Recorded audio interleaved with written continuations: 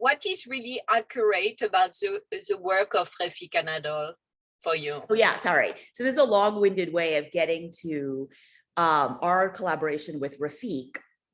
So basically, all Moma did was, Refik is an artist who, setting aside blockchain, which he's a total innovator in already, he, as you may have seen, he works with large data sets. He works with really interesting data sets. So before this, he had worked with images from the Mars rover or medical images, that basically big data that's being compiled.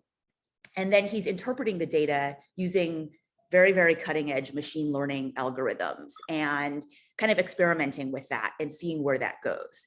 So this idea came about, well, Moma has a data set. We have metadata about the collection, and the collection is, you know, very large and relatively speaking, compared to other institutions. And although it's nothing like the scale of, you know, whatever other kinds of big data sets that are out there in the world, but it's a very interesting data set too, right? It's the collection of the Museum of Modern Art. And it turns out we had already had made about 7 or 8 years ago, the great majority of the collection data available for free online on this platform called GitHub. It's open source. A lot of museums were doing it. And it's, if you go on moma.org, there's probably about 70 or 80,000 works like you can see online, like see the information on this platform GitHub. Anyone can go to it, and there's, to my memory, about 180,000 works.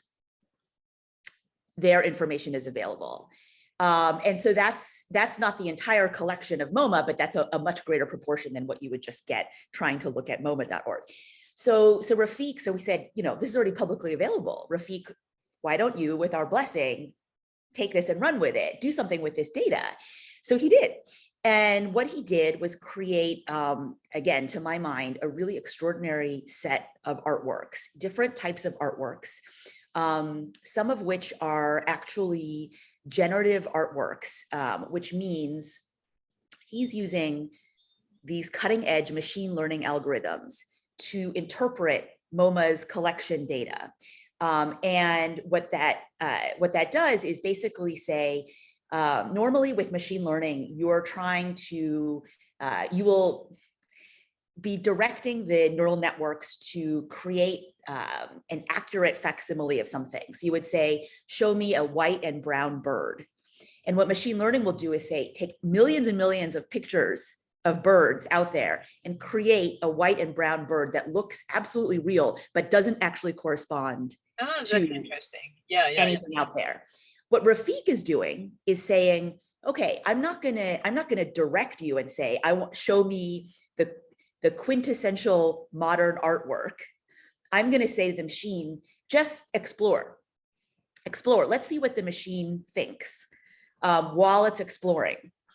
And it's fascinating. So what you see in some of these artworks is just an open-ended, constantly changing video, basically, set of visuals, where it's almost like the machine learning is processing and learning in real time biomorphic abstraction, black and white photography, landscape painting, all of these things. You're seeing images that look almost resemble like a Rothko, but it's not. Right. And it's fascinating. It's kind of subconscious of the machine about MoMA.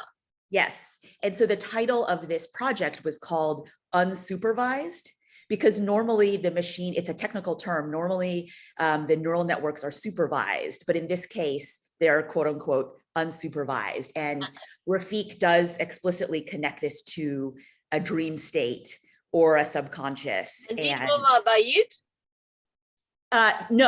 No, so these works were made available and you can view them. I'll send you the link at any time online in this exhibition on Feral File.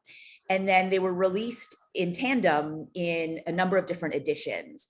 There were a few basically one-of-ones, and those were acquired via online auction by individual collectors, as well as one was acquired by a DAO, a decentralized autonomous organization. So basically a collective got one, which is a whole other story, but I think really fascinating. And then, for example, there was another work that was editioned at the other end of the range.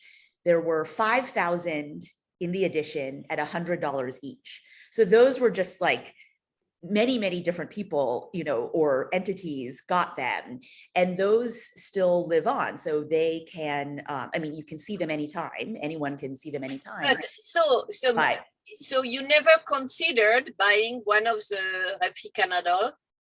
Well, that could be, I will never say never, but that just wasn't the spirit of the experiment.